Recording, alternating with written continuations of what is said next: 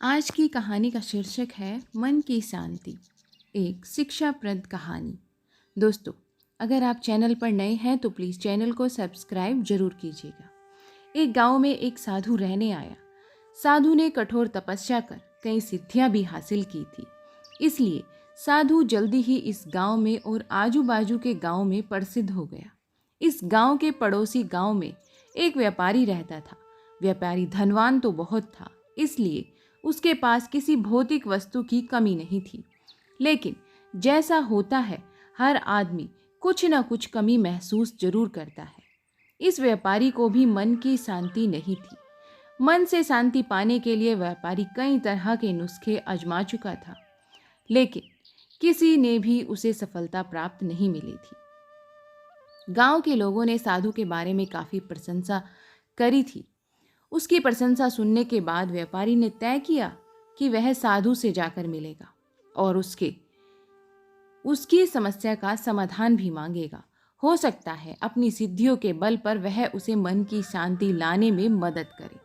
अगले दिन व्यापारी साधु जहां रहता था, उस कुटिया के पास पहुंच गया। व्यापारी ने अपने मन की सारी बात साधु को अच्छे से बताई। साधु ने उसकी बात सुनने के बाद व्यापारी से कहा कि तुम्हें कुछ दिनों तक मैं जैसा कहूं तुम वैसा ही करना, और तुम्हें करना पड़ेगा। तुम्हें यहीं पर रहना भी पड़ेगा। व्यापारी किसी भी तरह मन की शांति पाना चाहता था, इसलिए वह तैयार हो गया। अगले दिन साधु ने व्यापारी से कहा कि आज के दिन तुम बाहर बैठोगे।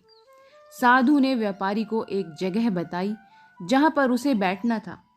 सूरज चढ़ते ही तेज धूप सेठ पर पड़ने लगी।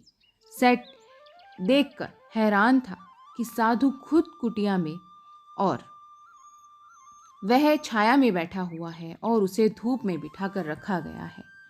व्यापारी को काफी गुस्सा आया, लेकिन वह किसी तरह अपने गुस्से को पी गया। अगले दिन साधु ने व्यापारी को फिर से उसी जगह बिठाया और इस दिन उसे खाना नहीं मिलेगा यह भी बताया।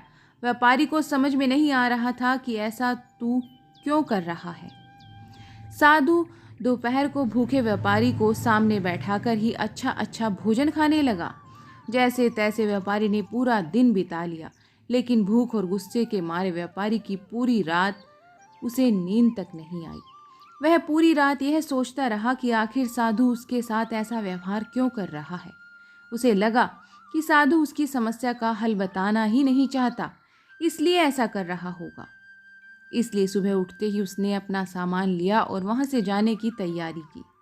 व्यापारी को जाता हुआ देखकर साधु ने उसे रोका और अपने पास बुलाया। साधु ने पूछा कि वह क्यों वापस जा रहा है।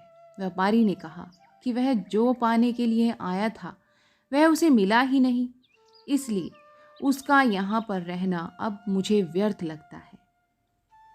साधु ने उसे कहा कि मैंने तुम्हें बहुत कुछ दिया, लेकिन तुमने कुछ लिया ही नहीं। व्यापारी को कुछ समझ ही नहीं आया। वह बोला, साधु, आपने तो मुझे कुछ दिया ही नहीं। साधु ने कहा कि जब तुम धूप में बिठाकर मैं खुद छांव में बैठा, तब मेरे सर पर पड़ने वाली छांव तुम्हें किसी काम की नहीं है।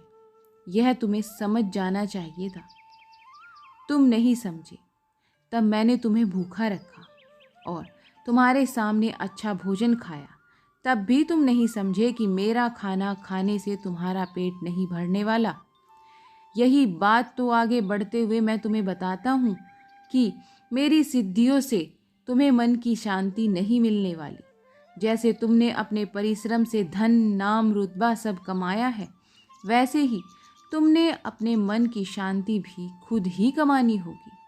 व्यापारी साधु की बात समझ गया और उसने साधु से कहा कि मैं यहाँ किसी ताबीज या किसी वस्तु को पाने की आशा से आया था, लेकिन आपने मुझे उससे भी कीमती चीज़ दे दी।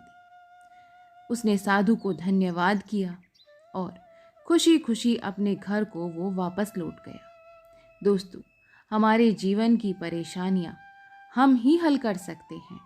हाँ, किसी और से हम उन्हें हल करने का रास्ता जरूर जान सकते हैं, लेकिन कोई और व्यक्ति उन्हें हमारे लिए कभी हल नहीं कर सकता। अगर हम ऐसी सोच बना लें तो यही हमारे मन की सबसे बड़ी शांति होगी। तो मिलते हैं आपको ऐसी ही नई कहानियों और नए विचारों के साथ। अगर आप चैनल पर नए हैं तो प्लीज़ चैनल को सब्सक्राइब ज़रूर कीजिएगा। तब तक के लिए आप अपना और अपने परिवार का भरपूर ध्यान रखिए। धन्यवाद।